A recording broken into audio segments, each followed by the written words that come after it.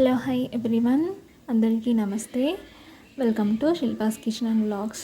ఈరోజు వీడియోలో గోరుచిక్కుడు లేదా బీన్స్ క్లస్టర్ కర్రీ ఎలా ప్రిపేర్ చేయాలో సింపుల్గా అండ్ టేస్టీగా రోటీస్లోకి ఎలా ప్రిపేర్ చేయాలో చూద్దాం. ముందుగా మీరు కనుక నా ఛానల్ని ఫస్ట్ టైం చూస్తున్నట్లయితే తప్పకుండా సబ్స్క్రైబ్ చేయండి అండ్ అలాగే పక్కనే ఉన్న బెల్ ఐకాన్ని యాక్టివేట్ చేసేసుకోండి.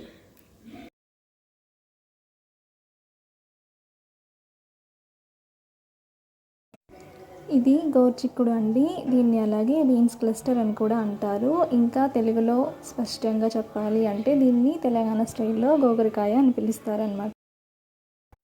ముందుగా గోరుచిక్కుడిని సన్నగా కట్ చేసుకుని ఉడకబెట్టుకోవాలి.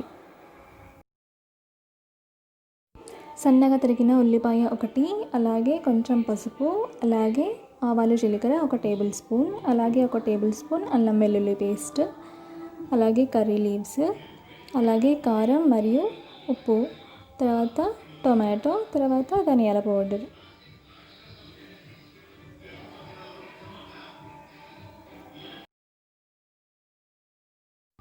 ఇప్పుడు స్టవ్ మీద ప్యాన్ పెట్టుకొని ప్యాన్ హీట్ ఎక్కిన తర్వాత ఆయిల్ యాడ్ చేసుకోవాలి, ఒక 4 టేబుల్ స్పూన్స్.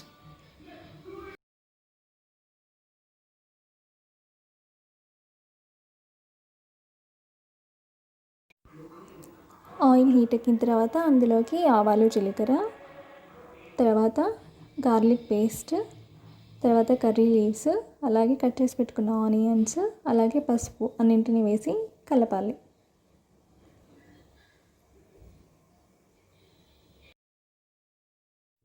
ఉల్లిపాయల్ని ఒక 2 నిమిషాల పాటు ఫ్రై అవ్వనివ్వాలి.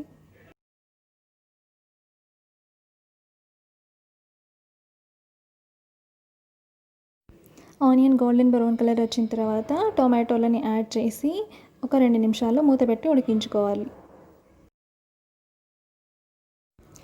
2 నిమిషాల తర్వాత టొమాటో ఉడికింది కదా, సో ఇప్పుడు ఆల్రెడీ ఉడకబెట్టుకున్న గోరుచిక్కుడు వేసేసి కలుపుకోవాలి. అలాగే ఒక 5 మినిట్స్ పాటు మూత పెట్టి ఉడికించుకోవాలి.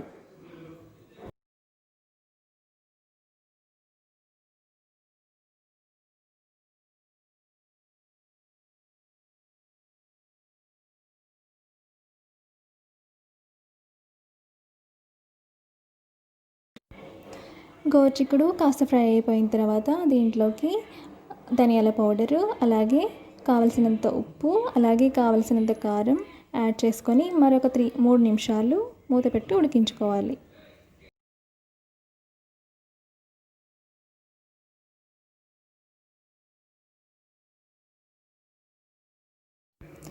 గోరుచిక్కుడు కర్రీ అనేది రెడీ అయిపోయింది. ఇప్పుడు స్టవ్ ఆఫ్ చేసుకుంటే సరిపోతుంది అన్నమాట. చూసారు కదా, సింపుల్ అండ్ వెరైటీ గోరుచిక్కుడు కర్రీ చపాతీలోకి చాలా టేస్టీగా ఉంటుంది. ఈ వీడియో కనుక మీకు నచ్చినట్లయితే తప్పకుండా లైక్ చేయండి. అలాగే నా ఛానల్కి తప్పకుండా సబ్స్క్రైబ్ చేసుకోండి. పక్కనే ఉన్న బెల్ ఐకాన్ని యాక్టివేట్ చేసేసుకోండి.